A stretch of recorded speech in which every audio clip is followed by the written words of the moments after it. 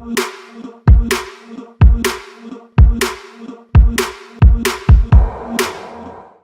Guys, மீண்டும் நம்மளோட Dhanush join பண்ணியிருக்காரு. ஸோ இந்த வீடியோவில் அவர் என்ன கேட்குறாரு அப்படின்றத பார்க்கலாம். சார், இன்னைக்கு என்னோட டவுட் என்ன பார்த்தீங்கன்னா, நம்ம போன வீடியோல சொல்லியிருந்தோம் ப்ராப்பர்ட்டி யார் யார் எவ்வளோ ஓன் பண்ணிக்கலாம் அப்படின்னு சொல்லியிருந்தோம். ஸோ அந்த வீடியோல நம்ம பேசும்போதே நம்ம ட்ரஸ்ட்டை பத்தியும் பேசிட்டு இருந்தோம். ஸோ இப்போ அதுல இருந்தா எனக்கு டவுட்.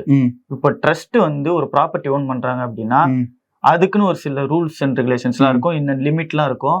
ஒரு ட்ரஸ்ட் ஆரம்பிக்கிறதுக்கும் ஒரு சில ப்ரொசீஜர்ஸ்லாம் அவங்க ஃபாலோ பண்ணியிருப்பாங்க. ஸோ அந்த ப்ரொசீஜர்ஸ்லாம் என்ன? ஸோ இப்போ ஒரு ட்ரஸ்ட் ஒரு ப்ராப்பர்ட்டி வாங்கணும் இல்லாட்டி அது வச்சிருக்கணும் அப்படின்னா ஒரு ரெஜிஸ்டர்ட் ட்ரஸ்டால மட்டும்தான் ப்ராப்பர்ட்டி ஓன் பண்ண முடியும். And unregistered trust property own பண்ண முடியாது, விற்க முடியாது, எதுவும் பண்ண முடியாது. ஸோ இந்த ரெஜிஸ்டர்ட் ட்ரஸ்ட் அப்படின்றது இந்தியன் ட்ரஸ்ட் ஆக்ட் 1882 அப்படின்ற சட்டத்துக்கு கீழே ரெஜிஸ்டர் பண்ணியிருக்கணும். ஸோ இந்த ரெஜிஸ்டர் பண்ணுறதுக்கு அந்த ட்ரஸ்ட்ல இருக்கிற பார்ட்டிஸ்லாம் சேர்ந்து ஒரு ட்ரஸ்ட் டீட் போடணும். ஸ்டாம்ப் பேப்பரில் இந்த ட்ரஸ்ட் எதுக்காக ஆரம்பிக்கிறாங்க, இதில் யாரெல்லாம் பார்ட்டிஸு, இந்த ட்ரஸ்டோட ரோல்ஸ் அண்ட் ரெஸ்பான்சிபிலிட்டிஸ்லாம் என்னென்ன, அண்டு அது மாதிரியான சில விஷயங்கள்லாம் இருக்கும். அண்ட் அப்படி பண்ணப்பட்ட ஒரு ட்ரஸ்டீடை சப் ரெஜிஸ்ட்ரார் ஆஃபீஸில் போயிட்டு ரெஜிஸ்டர் பண்ணணும். அண்ட் ரெஜிஸ்டர் பண்ணதுக்கப்புறம் அந்த ட்ரஸ்ட்டுக்கு ரெஜிஸ்ட்ரேஷன் சர்டிஃபிகேட் கிடைக்கும். அந்த ரெஜிஸ்ட்ரேஷன் சர்டிஃபிகேட்டை வச்சு நம்ம அந்த ட்ரஸ்ட் பேரில் பேங்க் அக்கௌண்ட் ஓப்பன் பண்ணிக்கலாம், பேன் கார்டு வாங்கிக்கலாம், இந்த மாதிரியான வேலையெல்லாம் பண்ணிக்கலாம். அண்ட் ரெஜிஸ்டர் பண்ணதுக்கப்புறம் நம்ம 2 ஃபார்ம்ஸ் சப்மிட் பண்ணணும். 12A form, 80G form. So இந்த ஃபார்ம் எதுக்கு தேவைப்படுதுன்னா, ட்ரஸ்ட் பேரில் ப்ராப்பர்ட்டி வாங்கலையோ இல்லாட்டி யாராச்சும் உங்களுக்கு டொனேஷன் கொடுக்கலையோ டேக்ஸ் எக்ஸம்ஷன் அதாவது வரி விலக்கு வாங்குறதுக்கு இந்த ஃபார்மை நம்ம ஃபில் பண்ணோம். ஸோ நம்ம ட்ரஸ்ட்னு பார்க்கையில 2 டைப்பாக பிரிக்கலாம். ஒன்று பிரைவேட் ட்ரஸ்ட், இன்னொன்று பப்ளிக் ட்ரஸ்ட். பிரைவேட் ட்ரஸ்ட் அப்படின்னு வரையில ஒரு குறிப்பிட்ட நபர்களுக்குள்ள மட்டும் போட்டுக்கப்பட்ட ஒரு ட்ரஸ்ட். ஸோ இது ஒரு ஃபேமிலிக்குள்ளேயோ இல்லை ஒரு சின்ன ஃப்ரெண்ட்ஸ் சர்க்கிள்குள்ளேயோ இருக்கும். ஸோ அவங்கள மேனேஜ் பண்ணிக்கிறதுக்கு மட்டும், அவங்களுக்கு ரிலேட்டடான ப்ராப்பர்ட்டியை மட்டும் பார்த்துக்கிறதுக்கு ஒரு பிரைவேட் ட்ரஸ்ட் போடுவாங்க. ஸோ இதுவே பப்ளிக் ட்ரஸ்ட் அப்படின்றது என்னன்னா, பொதுஜன நலனுக்காக போடப்படுற ஒரு ட்ரஸ்ட் தான் பிரைவேட் ட்ரஸ்ட். ஸோ இந்த ட்ரஸ்ட் கீழே நம்ம எஜுகேஷன் ரிலேட்டடான trust, religious and hospital, medical, இது ரிலேட்டட். ஸோ இந்த மாதிரி பொது ஜனங்களோட நலனுக்காக ஆரம்பிக்கப்பட்டது ஒரு பப்ளிக் ட்ரஸ்ட். அண்ட் லாஸ்ட் வீடியோலேயே நம்ம யார் யார் எவ்வளோ ப்ராப்பர்ட்டி ஓன் பண்ணலாம் அப்படின்றத பற்றி பார்த்துருந்தோம். ஸோ ஃபேமிலி ஒரு 5 ஏக்கர் நிலம் வச்சிருக்கலாம். அண்ட் அடிஷ்னல் மெம்பர்ஸ் இருக்க அதில் எக்ஸ்ட்ரா 5 ஏக்கர் வச்சிருக்கலாம். அண்ட் மேக்ஸிமமா 30 ஏக்கர்ஸ் வச்சிருக்கலாம் அப்படின்னு பார்த்தோம்.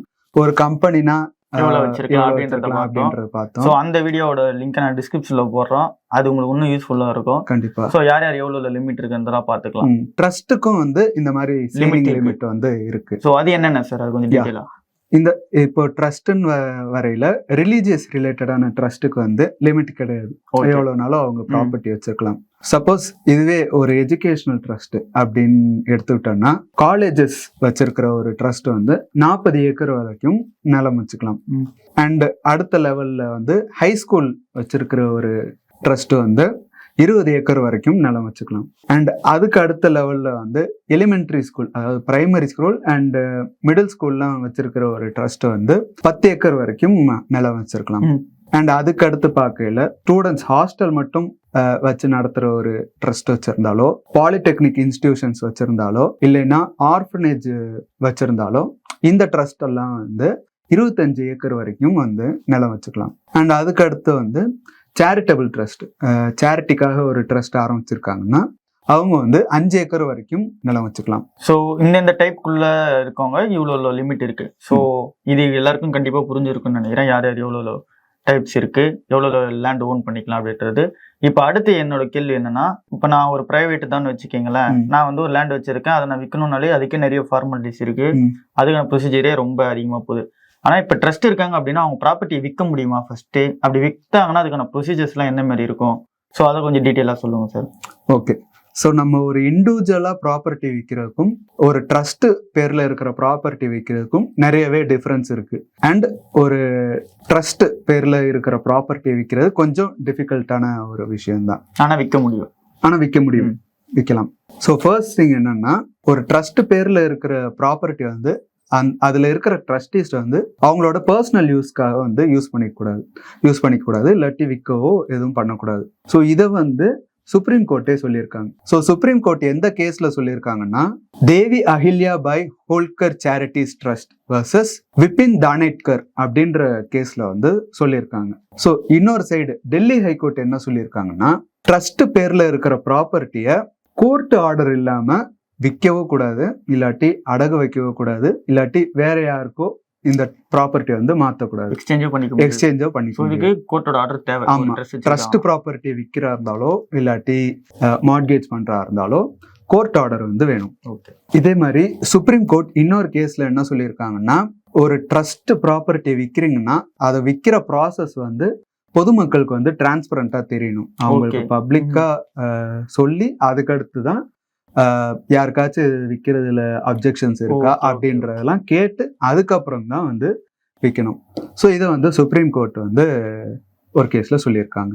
ஸோ இங்க செல்லிங்ன்றது இருக்கு, ஆனா ரொம்பவே கொஞ்சம் கஷ்டமான ப்ராசஸ் தான். அண்ட் ட்ரஸ்ட் பேர், இப்போ நீங்க ட்ரஸ்ட் பேர்ல இருக்கிற ப்ராப்பர்ட்டியை வாங்குறீங்கனாலும் இந்த கோர்ட் ஆர்டர்லாம் இருக்கா அப்படின்றத செக் பண்ணிட்டு வாங்கிக்கிறது நல்லது. அண்ட் இது செக் பண்றதுக்கு ஒரு லீகல் அட்வைசரோ இல்லாட்டி ஒரு அட்வொகேட்டை போயிட்டு கேட்டால் அவர் உங்களுக்கு ஹெல்ப் பண்ணுவார். ஸோ இந்த மாதிரி நீங்கள் எதனா ட்ரஸ்ட்டோட லேண்ட் எதனா வாங்கணும், ஸோ அவங்களோட ப்ராப்பர்ட்டிஸ் எதனா ஓன் பண்ணணும்னு ஆசைப்பட்றீங்க அப்படின்னா, அது உங்களுக்கு டிஸ்கவுண்ட் ப்ரைஸில் கிடைக்குது அப்படின்னு சொல்லிட்டு இப்போ ஆசைப்பட்டீங்க. ஸோ வாங்கணும்னா நீங்கள் உங்கள் டீமை கான்டாக்ட் பண்ணால் அதுக்கான லீகல் ப்ரொசீஜர்லாம் தரோம். கண்டிப்பாக நம்மளும் தேவையான லீகல் அசிஸ்டன்ஸை கொடுக்கலாம். ஸோ எங்களோட லீகல் அசிஸ்டன்ஸ் உங்களுக்கு வேணும்னா டிஸ்கிரிப்ஷனில் மெயில் ஐடி கொடுத்துருக்கோம். ஸோ அந்த மெயில் ஐடிக்கு உங்களோட queries along with your phone number வந்து போட்டு அனுப்புங்க. எங்கள் லீகல் டீம் உங்களுக்கு தேவையான லீகல் அசிஸ்டன்ஸை கொடுப்பாங்க.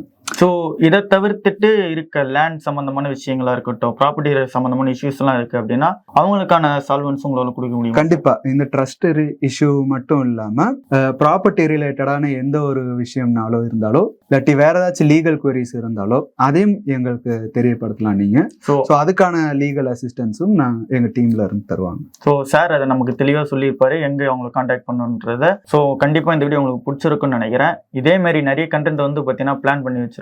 உங்களுக்கு இருக்கிற டவுட்ஸ் எல்லாம் கமெண்ட்ஸ்ல மென்ஷன் பண்ணுங்க. ஸோ நீங்கள் கேட்குற டவுட்ஸ் உங்களுக்கு மட்டும் இல்லாமல் அந்த வீடியோ பார்க்குற நிறைய பேருக்கு வந்து ஹெல்ப்ஃபுல்லாக இருக்கும். ஸோ உங்களுக்கு எந்த டவுட் இருந்தாலும் கமெண்ட்ஸில் மென்ஷன் பண்ணுங்கள். ஸோ நம்ம சேனலை நிறைய பேர் சப்ஸ்கிரைப் பண்ணாமல் பார்த்துட்டு இருக்கீங்க. ஸோ நீங்கள் சப்ஸ்கிரைப் பண்ணிட்டு பார்த்தா தான் உங்களுக்கு உடனே நாங்கள் போடுற வீடியோ வந்து உங்களுக்கு நோட்டிஃபிகேஷன் வந்து சேரும். நீங்கள் சப்ஸ்கிரைப் பண்ணிட்டு பெல் பட்டனை அழுத்திட்டீங்கன்னா உங்களுக்கு நாங்கள் போடுற வீடியோ உடனே வந்து சேரும். ஸோ உங்களுக்கு எங்களை ரீச் அவுட் பண்ணுறதுக்கு ஈஸியாகவே இருக்கும். நாங்கள் போடுற வீடியோஸை உடனே உங்களுக்கு அப்டேட்டாக வந்து சேர்ந்துடும். நன்றி சார், இன்னைக்கான நீங்கள் உங்களோட டைமை இங்கே ஸ்பெண்ட் பண்ணதுக்கு. தேங்க்யூ.